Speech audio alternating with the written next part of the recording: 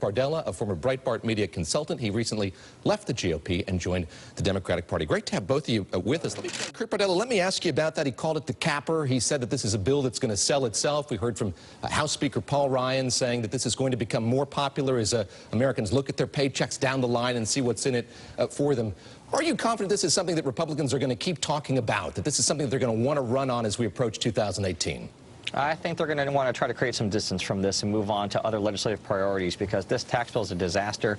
Donald Trump just last night at Mar-a-Lago, it was reported this morning that as he entered Mar-a-Lago, he said to the wealthy 1% who can afford to even go there, y'all just made a lot more money. So this tax bill is a bill for the rich. It's a bill for corporations. It's a bill for CEOs. It's a bill for private companies. It's not going to do anything for the American people. It's not going to do anything for the working or the middle class in this country. And I think that Republicans realize that there's a reason why this bill is incredibly unpopular, why only 24% of Americans support this bill. They're not going to want to keep talking about it in the same way, really, that as Obamacare became unpopular during the 2010 midterm elections, Democrats faced that same conundrum with, at the time, the Obama administration's chief legislative achievement. Republicans are in the same position right now. All right, Kurt Bardella, give us the lay of the land as you survey the legislative landscape. Where are those areas that Leader McConnell is referring to? Well, these are extraordinary comments from Leader McConnell, who you might remember when President Obama was put into office, he saw his job to obstruct President Obama every step of the way. It's ironic now that the shoe's on the other foot. He wants Democrats all of a sudden to come to the table and work with him. The reality is, unlike this year, next year, a lot of the things that they're going to want to do, they're going to require 60 votes in the Senate to get through. They're going to require Democrat support. So Democrats really have a lot more leverage. And the thing about Trump is he's unpredictable.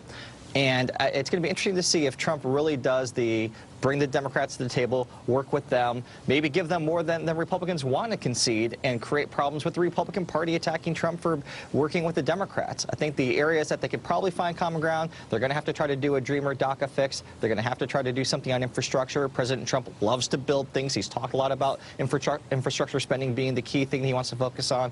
So those are areas that they're going to try to get some stuff done. But I'll tell you, with the political climate, the midterms coming down on people, primary elections are going to be starting, and the FBI Mueller investigation, it's going to be very tough to get anything major done. Kurt Bardella, I'll ask you lastly about the Republican Party. As I mentioned, you left that party, you felt alienated by it. What does the Republican Party have to do to heal what wounds there are there, to make it more inclusive? It's fractious at this point. It's fractured, some might say.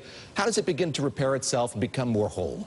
Well, they need to find their voice. I mean, we have this controversy here where President Trump makes these ridiculous statements about immigrants, and where's the Republican Party? Where are the voices, the leadership in Congress from policymakers who are elected saying, this is outrageous, this is wrong, we don't feel this way? The reason why so many people like myself have left the Republican Party is because of the overwhelming silence. It's not just Donald Trump or the Roy Moores of the world.